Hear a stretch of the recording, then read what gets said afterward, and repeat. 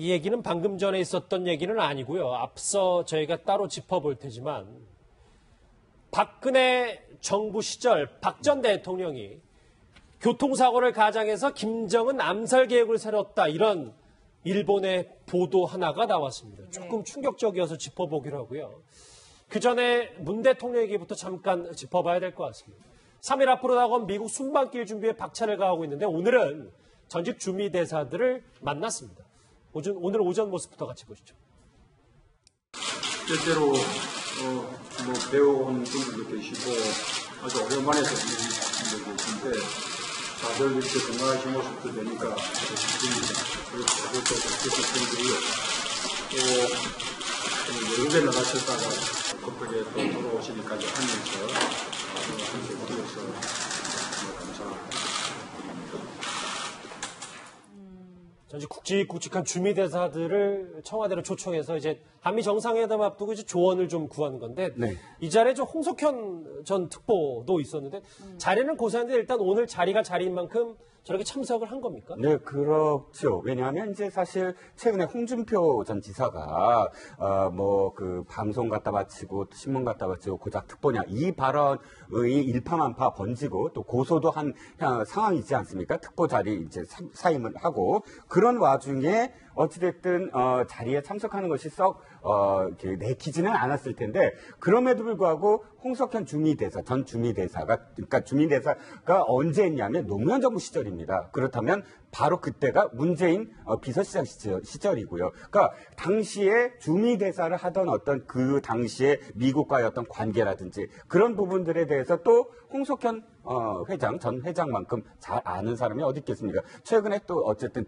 미국에 다녀오기도 하고 했기 때문에 어떤 조언을 주기 위해서는 꼭 참석을 해야 되겠다. 어려운 자리지만 그런 의미로 참석을 한 것으로. 저기 보시면 오랜만에 이제 화면에 보인 인물들도 많았죠. 한승주 전 장관 그리고 잠깐 지나갔지만 이홍구 전 총리도 있고요.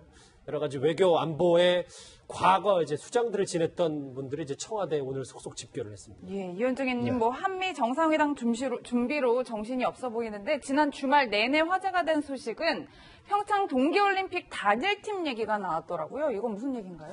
일단 지금 장웅 IOC 위원, 북한 측 IOC 위원이죠. 지금 세계 태권도 대회 때문에 지금 현재 무주에 와 있는데 문재인 대통령이 직접 만나서 악수도 하고 하면서 특히 이제 어제 그 연설을 통해서 이 단일팀 제안을 했습니다. 그러니까 우리가 예전에 보면 남북 단일팀 구성한 탁구 같은 경우에 이제 구성한 전례가 있지 않습니까? 근데 사실은 이제 장웅 IOC 위원이 바로 이 문제를 거절을 했어요. 오히려 정치적인 문제가 좀 풀려야 된다라고 거절을 했는데 저는 참 대통령께서 왜 이런 제안을 했는지 조금 이 상황에서 어떤 면에서 보면 지금 단일팀 제안이라고 했을 때는 사실 이게 북한과 지금 여러 가지 정책 문제로 북핵이나 이런 문제로 이제 물론 어떤 문제를 좀 푸는 데는 단일팀이 하겠습니다만은 그러나 북한의 지금 최근의 태도를 보면 원비어 사건이라든지 이런 걸 보면 사실은 지금 뭔가 우리가 단일화 팀을 해서 뭔가 할 수 있는 분위기가 아닌 상황이거든요. 아무리 지금 동계올림픽이 하더라도 지금 그런 분위기가 아닌데도 불구하고 저런 제안을 했다는 것. 그리고 또 북한 측도 보면 지금 북한 측이 불쑥 지금 대화에 응할 수 있는 그런 가능성도 저는 없다고 봅니다. 그렇기 때문에 대통령이 직접 저렇게 아무런 어떤 정치적인 상황 자체 변화가 없는데도 불구하고 제안을 했고 또 그걸 또 IOC 위원이 그대로 또 어떤 거절한 그런 형태에 대해서 좀 적절하지 않는 그런 모습이었지 않나 생각이 듭니다. 북한의 장웅 IOC 위원이 저희 채널A와 단독 인터뷰를 가졌는데 이 문 대통령의 제안에 대해서 이렇게 얘기했습니다. 들어보시죠. 정치의 올림픽 같은 거는 도용 안 되면 안 되고 정치와 이거를 자꾸 연관시키면 대단히 힘들어요. 탁구 빙봉 경기가 중미 관계를 개선하고 정치적 지반이 다져졌기 때문에 빙봉이라는 촉매제를 이용해서 된 겁니다. 그러니까 세계는 빙봉으로 됐다. 아니면 정치적 지반이 다져져야 됩니다. 정치 환경이 해결돼야 됩니다. 스포츠 후에 정치가 있습니다.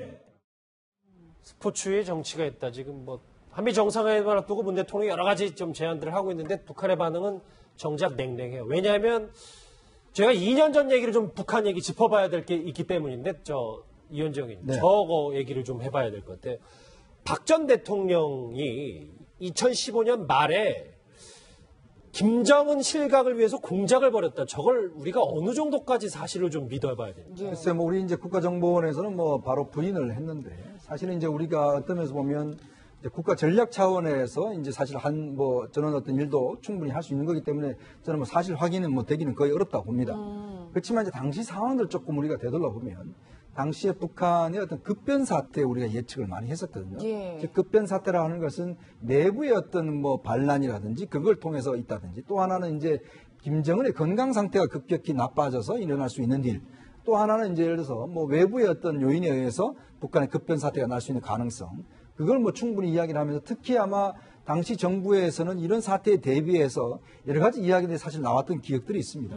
그렇기 때문에 이런 보도 자체가 뭐 전혀 근거가 없다라고 하기에는 조금 저는 문제가 있는 것 같고 충분히 예를 들어서 뭐 이명박 대통령 시절에도 그런 게 있었어요. 아마 이명박 대통령 시절에도 북한이 곧 급변 사태가 일어나서 뭐 통일이 될 수가 있다. 그리고 또 지난번 통일준비위원회가 이제 박근혜 정부에서 있었거든요.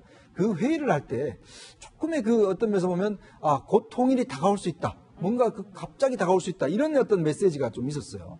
이제 그런 걸 저희들이 해석을 할 때 무슨 근거로 저런 이야기를 하시지? 이런 이제 의문을 많이 가졌었거든요. 자, 그렇다면 우리가 모르는 그런 여러 가지 근거들이 있을 텐데 지금 이제 다시 돌이켜보면 혹여 만약 이런 것들을 근거로 해서 북한이 갑자기 정권이 무너질 수도 있다라는 이야기를 한 것이 아닌지 그런 조금 의심을 가져봅니다. 그럼 그때 당시 박 전 대통령이 어떻게 북한을 향해서 강경 발언했는지 그 목소리 한번 듣고 오겠습니다. 브레이크 없이 폭주하고 있는 김정은 정권은 핵미사일을 실전 배치하게 될 것이고 우리는 두려움과 공포에 시달리게 될 것입니다. 과거처럼 북한의 도발에 굴복하여 퍼주기식 지원을 하는 일도 더 이상 해서는 안 될 일이라 생각합니다. 국제사회와 주변국의 어떤 이야기도 듣지 않겠다는 김정은의 정신 상태는 통제 불능이라고 봐야 할 것입니다.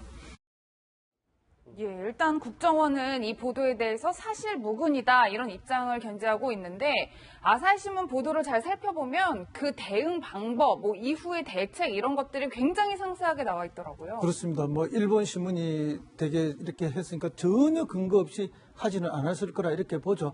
그렇다고 해서 과연 그러면 우리 국정원이 독자적으로 이것을 수행할 능력이 있느냐 이런 면에서 보면 우리 국민들이 고개가 끄덕이는 사람이 몇이나 될까요? 그런 면에서 보면은 저는 이런 계획이 없었다는 것이 아니라 아마도 다른 정보기관과 협조하에 그런 계획을 만들고 실행하려고 하는 그런 움직임은 있지 않았을까? 너무 불신하신 거 아니에요? 저는 뭐 좀 그렇게 생각을 합니다, 사실은.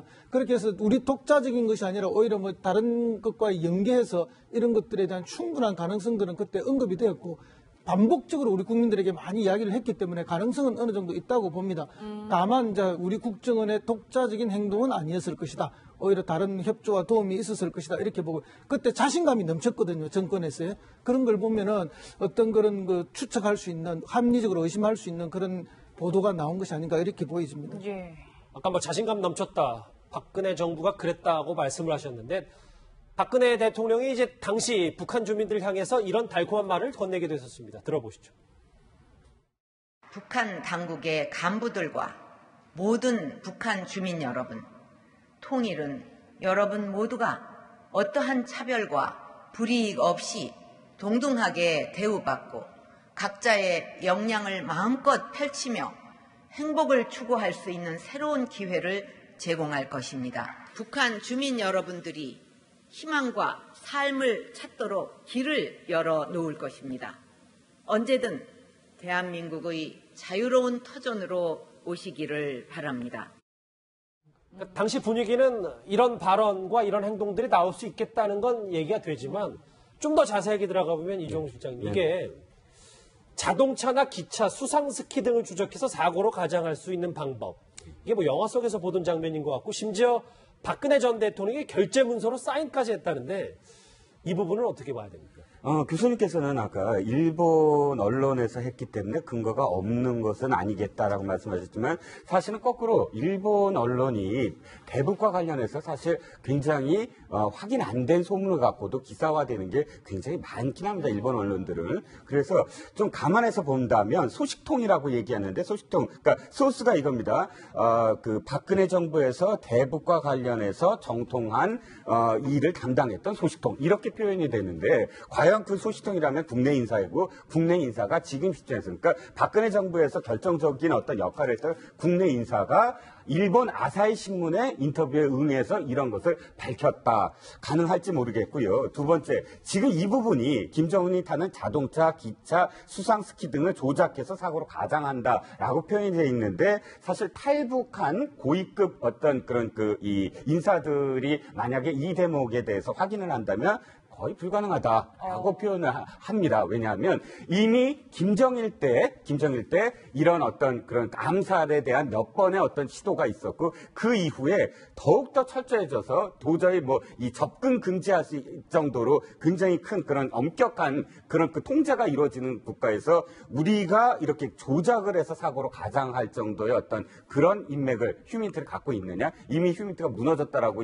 뭐 그 표현하는 어떤 와중에서 저는 굉장히 근거가 좀 희박하지 않을까 싶습니다. 신빙성 여부에 대해서 조금 의견이 엇갈리는데 알겠습니다. 좀 앞으로 좀 봐야 되겠고요. 속보 하나 마무리하면서 정리하겠습니다. 방금 전에 화면으로도 만나보셨다시피 미스터 피자의 정우현 회장이 대국민 사과를 했는데요. 이 사과 말미에 결국 자리에서 물러나겠다는 뜻을 밝혔습니다. 예. 정리하겠습니다. 여러분은 지금 뉴스 특급과 함께하고 계십니다.